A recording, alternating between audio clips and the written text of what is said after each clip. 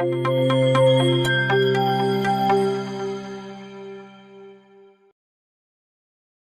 próxima semana comienzan las votaciones de las iniciativas que han sido aprobadas en las comisiones en general en el Pleno. Queremos conocer más detalles de algunas de estas propuestas que han ido avanzando, cómo está también el trabajo dentro de la convención, y para ello estamos junto a la convencional independiente Adriana Ampuero. ¿Cómo está? Muy buenos días. Hola, muy buenos días, gracias por la invitación. Bueno, estamos nosotros siguiendo este proceso, mirando cómo han ido avanzando o no, y en ese punto de vista, pensando en los plazos, el vicepresidente de la convención ha planteado a los colectivos, al resto de los convencionales, la posibilidad que pudieran centrarse en todas aquellas iniciativas que pudieran lograr los 2/3 en el Pleno. ¿Cómo ve ese llamado? Bueno, creo que es un llamado de dirección, como le dice Gaspar Domínguez, a quien le tengo mucho cariño, mi compañero de distrito también.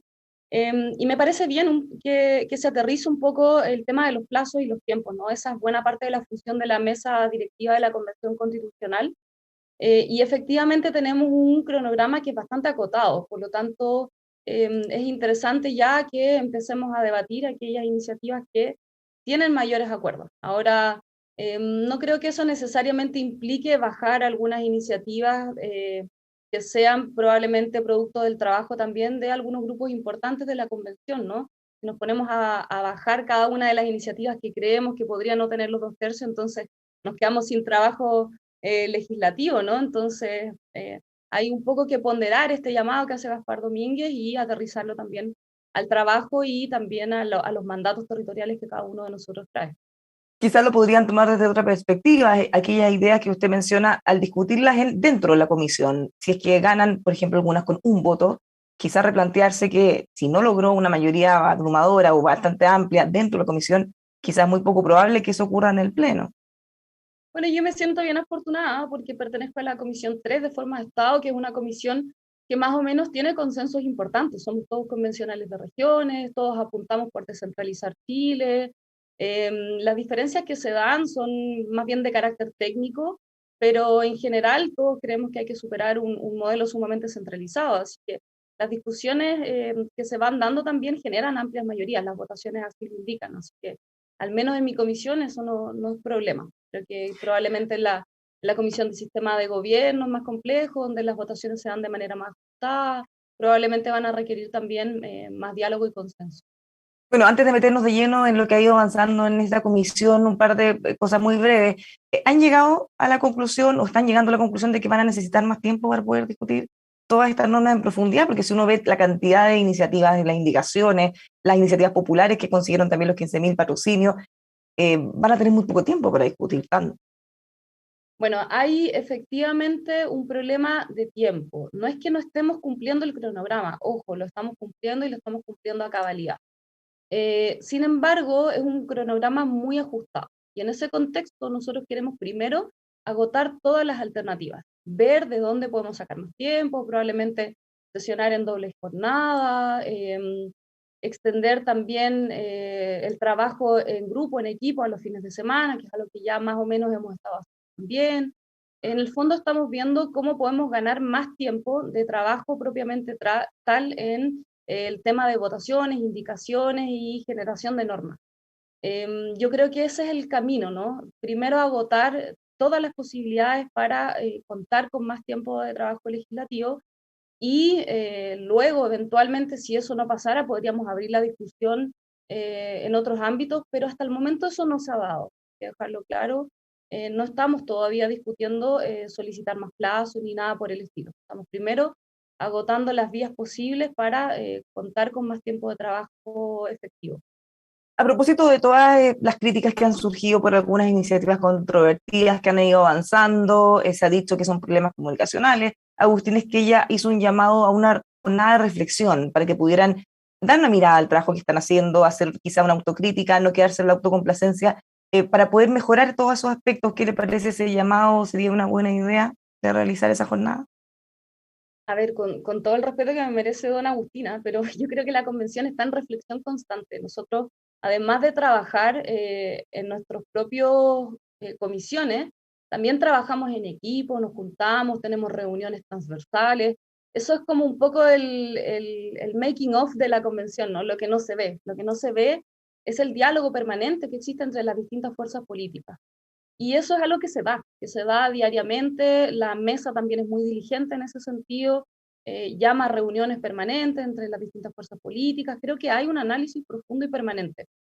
No sé si particularmente el convencional es que ella ha participado, probablemente hay otros representantes de su colectivo, pero a mí me ha tocado participar de estas jornadas de reflexión que se hacen y son, la verdad, bastante permanentes y sostenibles también en el tiempo. Es algo que hemos estado haciendo desde el inicio de la convención, ¿Y incluso hay con la autocríticas? dirección de la Onconibasa, ¿no? ¿Hay autocríticas en esa jornada que usted menciona? Por supuesto, yo creo que cada vez que nosotros modificamos el reglamento, ha sido producto de la autocrítica de la convención, ¿no? Cómo vamos ajustando este reglamento de manera que podamos cumplir con los tiempos, con las expectativas. Creo que la crítica y la autocrítica es permanente. Nosotros no vivimos en una burbuja, estamos evidentemente insertos en un contexto nacional donde también nos hacemos cargo de las críticas que llegan a la convención. ¿Le preocupa el entorno cómo se ha ido generando preocupación? Uno ya no lo ve desde solo algunos sectores, quizás que los pudieran haber vinculado más al rechazo, sino que a otros que están mirando las iniciativas que avanzan, si bien desde la convención han hecho énfasis en que falta mucho todavía, esto está recién comenzando, todavía tiene que incluso ser aprobado por 2/3 en el Pleno, pero se ha generado un ambiente complejo mirando algunas iniciativas que pudieran generar harto revuelo. Sí, creo que se ha generado más que nada ansiedad, ¿no? Ansiedad y especulación, porque como dices tú, estamos en una etapa bastante inicial donde estamos algunas comisiones en votaciones en particular, otras en general, pero nada de esto ha pasado todavía al pleno de la convención.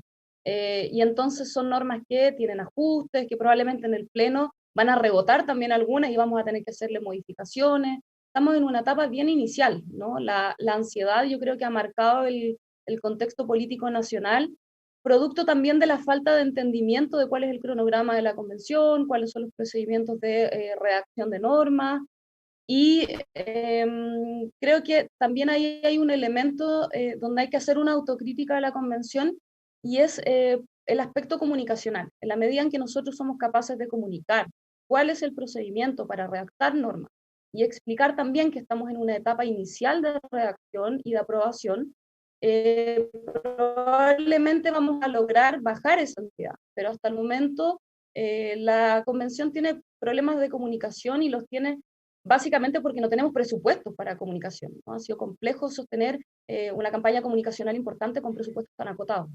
Pero el punto es que hay iniciativas que generan mucha controversia y las han aprobado, aunque todavía sea en una etapa muy, muy inicial, como dice, el solo hecho de que se aprueben, bueno, va generando esa ansiedad y más allá del tema comunicacional, eso es así.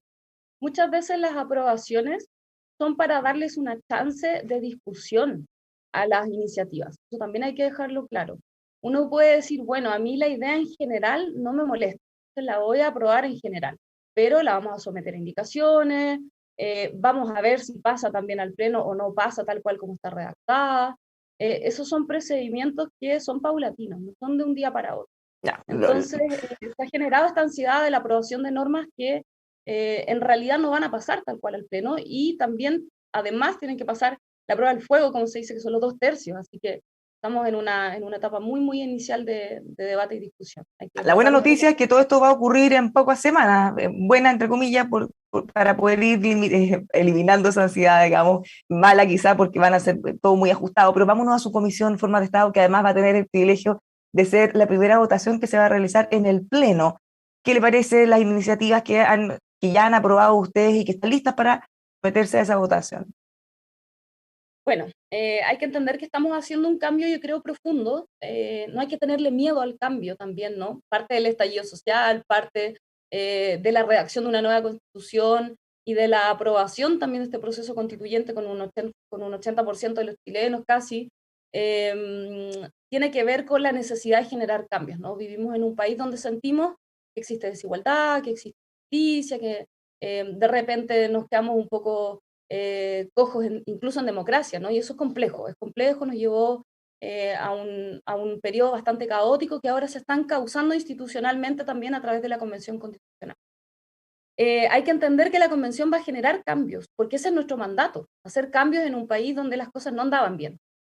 Y uno de esos grandes cambios, que a mí me motiva muchísimo, porque además soy una convencional no solo de regiones, sino de una zona archipelágica, soy de Chiloé, es generar una descentralización real, que A nuestro juicio en la Comisión, bajo el modelo de Estado unitario, no se puede continuar avanzando. Es un modelo que tiende a una centralización exacerbada que además no propicia el buen vivir en regiones. Por lo tanto, queremos avanzar hacia un modelo intermedio que camina y conversa entre el Estado unitario y el Estado federal. Son las regiones autónomas, modelos más similares a los que se aplican en España, en Italia, pero por supuesto también adaptados a la idiosincrasia nacional, ¿no? ¿Qué tan intermedio puede ser? Hay algunos sectores críticos o expertos dicen, bueno, esto es, o podría ser, o parece ser un Estado federal encubierto. Prácticamente tiene todo lo que corresponde a un Estado federal, pero te dice al final que en realidad todo esto es compatible con un Estado unitario. ¿Cómo ustedes se aseguran que no sea finalmente eso y que sí sea algo intermedio y que se pueda llevar a la práctica también? Sí, bueno, yo creo que no hay que satanizar ningún tipo de modelo, ¿no? Ni al unitario, ni al de regiones autónomas, ni al federal. Es más, si nosotros aplicamos cualquiera de estos tres modelos, pero no generamos realmente una desconcentración de facultades políticas, administrativas y financieras, entonces no estamos hablando de descentralización propiamente tal, y da lo mismo el título que le pongamos a la forma de gobierno. Lo que importa acá no es el título que uno le da al modelo en particular, sino cuáles son las facultades que uno va transfiriendo también a los gobiernos regionales y locales. Eso es lo primero que hay que decir. Ahora, los modelos federados tienen constituciones propias, tienen sistemas de justicia propios, y ese no es el caso acá, ¿no? Acá seguimos teniendo un sistema de justicia de carácter nacional, no hay constituciones aparte para alguna región, no son modelos que se asemejen realmente a los estados federados, ¿no? Es un modelo Pero, intermedio donde las regiones tienen muchísimas más facultades de lo que tienen, eso es real, y responde a una demanda también de las audiencias públicas que recibimos, donde hablamos con todos los gobernadores de Chile prácticamente, y responde a las demandas territoriales, ¿no? Las regiones quieren más atribuciones. bueno, ustedes plantean que existan asambleas legislativas regionales. Entonces, para que quede bien claro, entre los términos más simples que pudiera explicarlo, ¿cómo quedaría, qué tan independiente o en qué ámbito tendrían autonomía, qué tipo de cosas podrían hacer las regiones? Y bueno, ya nos decía que el sistema de justicia, por ejemplo, la Constitución seguiría siendo la misma para todo el país, pero ¿qué podría hacer cada región en forma autónoma? Bueno, las regiones están configuradas para tener tres órganos importantes, que es el gobierno regional, las asambleas legislativas regionales y el Consejo Social Regional. Además, las comunas queremos que pasen de ser administraciones locales a ser gobiernos locales, es decir, a tener muchas más facultades de las que antiguamente tenían, ¿no? Entendiendo también que los municipios son la primera línea de la descentralización, así que tenemos que fortalecerlos de todas maneras. ¿Qué es esto de la Asamblea Legislativa Regional? Bueno, es un órgano que tiene potestad legislativa, es un órgano de representación popular, colegiado, autónomo, paritario, plurinacional, que además está dotado de facultades legislativas, resolutivas y fiscalizadoras, por supuesto en el ámbito de sus competencias. ¿Qué es lo que Ya, pero causa ¿qué más tipo de temor? cosas pueden La legislar? facultad legislativa, ¿no? Eso es lo que causa más temor. Es una Claro, pero por independencia. eso, ¿qué tipo de cosas van a poder legislar? ¿Cuál va a ser el marco para el fondo? Bueno, voy a dar un ejemplo, ¿no? Porque hay competencias exclusivas, pero también hay competencias concurrentes. Dentro de las competencias exclusivas, la organización político-administrativa y financiera del gobierno regional, el desarrollo social productivo económico, la investigación tecnológica y de ciencias, la conservación y preservación y protección de la naturaleza, la cultura, las artes, el patrimonio. Em, Básicamente lo que estamos pensando es que estos órganos legislativos regionales puedan darle una bajada a las normas de carácter nacional. Te pongo un ejemplo, nosotros tenemos una sola ley medioambiental para todo el país, siendo que somos un país que tiene desierto, pero que también tiene Patagonia, ¿no? Entonces, ¿qué hace la Asamblea Legislativa? Le dan una bajada territorial a la legislación nacional, por ejemplo, en materia de medio ambiente. Tienen facultades en materia de participación popular, contribuciones, tasas y beneficios tributarios, que es probablemente también una innovación, ¿no? La descentralización financiera es algo que nunca se ha dado en Chile y que se ha pedido, yo diría, por los últimos 40 o 50 años. O sea, ellos podrían legislar en materias de impuestos, por ejemplo. Tasas, contribuciones, tasas y beneficios tributarios, pero esa es una propuesta que podemos dejar para una conversación más adelante, porque la verdad es que el bloque de descentralización financiera, que trabajamos con muchísimos profesores doctorados en materia de derecho tributario también, es un bloque que viene al final, ¿no? El tercer bloque, todavía no tenemos aprobadas esas iniciativas, pero estamos pensando, por supuesto, que también haya una amplia autonomía financiera, ¿no? Para tener regiones con autonomías también tenemos que hablar de lo financiero. Claro, eso podría ser complejo respecto a las decisiones que tome cada uno, así como ocurre en otros países de Estados Federados, es decir, dónde nos conviene vivir o trabajar o firmar nuestra base de nuestro emprendimiento, eventualmente si tuviéramos, Y o dónde se paga más o menos impuestos. no estamos hablando de tributación de carácter nacional, ¿ah? No estamos hablando de Mm. IVA, de renta, esas cosas. Estamos hablando de los tributos de carácter local, que son contribuciones, tasas y beneficios tributarios regionales, ¿no? Porque también van a haber probablemente regiones que tengan beneficios tributarios regionales en determinadas áreas. Eso es parte de las autonomías regionales. ¿Y cuál sería el rol del Consejo Social Regional? Bueno, el Consejo Social Regional está pensado para ser una contraparte ciudadana, ¿no? Tiene una competencia consultiva, participativa e incidente. Ejecuta también la fiscalización ciudadana y el control. ¿En qué áreas? En la planificación territorial, en el ordenamiento territorial y en el presupuesto. También hay una figura interesante ahí que se aprobó hace poquito que tiene que ver con la posibilidad de que el gobierno regional además le rinda cuentas cada cierto tiempo al Consejo Social Regional respecto de cuáles son las políticas que ha adoptado, cuáles son los beneficios económicos y territoriales. En el fondo, el Consejo Social es el nexo entre la ciudadanía y los gobiernos regionales. Sería como una especie de directorio de una empresa, en donde en el fondo Yo tendrían que diría, rendirles cuenta y ver hacia dónde van las líneas, más o menos. no, no, no, para nada. Está pensado como una contraparte social. Yo te hago el símil quizás con los COSOC, con los consejos de la sociedad civil a nivel municipal. Es más o menos algo que se asemeja, pero a nivel regional. De hecho, existe la obligatoriedad de que lo componga al menos un integrante de las asambleas sociales regionales, ¿no? Ven como una preocupación porque toda esta instancia, la misma Asamblea Legislativa, estos consejos y toda la institucionalidad que se estaría creando va a requerir de muchos más recursos. Y si miramos el trabajo de esta comisión, lo que va a pasar en derechos fundamentales y así en todas las comisiones, se corre un riesgo de que sea muy difícil de implementar todo esto. No tenemos tantos recursos en el fondo. Yo pienso que no es un tema de más recursos, es un tema de distribución adecuada de los recursos. Chile es uno de los países más centralizados de la OCDE. Estamos al menos 15 puntos por debajo de lo que realmente se debería descentralizar financieramente los recursos en Chile.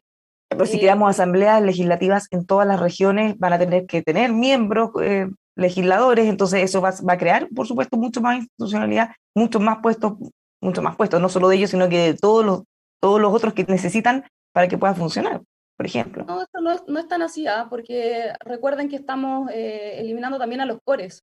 En el fondo los cores van a ser las nuevas asambleas legislativas regionales, así que no es que estemos agregando un nuevo órgano, al contrario, estamos redefiniendo la cantidad de órganos que van a haber y no creo que signifique que hayan muchos más miembros en un gobierno regional de los que hay hoy día actualmente.